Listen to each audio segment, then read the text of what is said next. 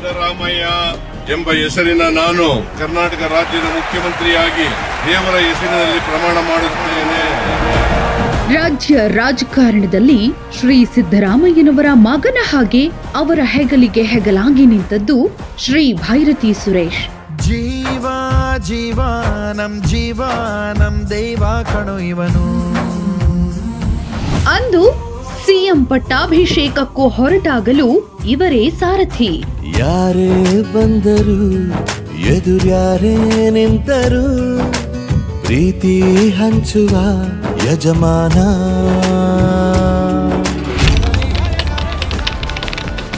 ಇಂದು ಅದೇ ಹುದ್ದೆಗೆ ವಿದಾಯ ಹೇಳಲು ಹೊರಟಾಗಲೂ ಮತ್ತೆ ಇವರದ್ದೇ ಸಾರಥ್ಯ.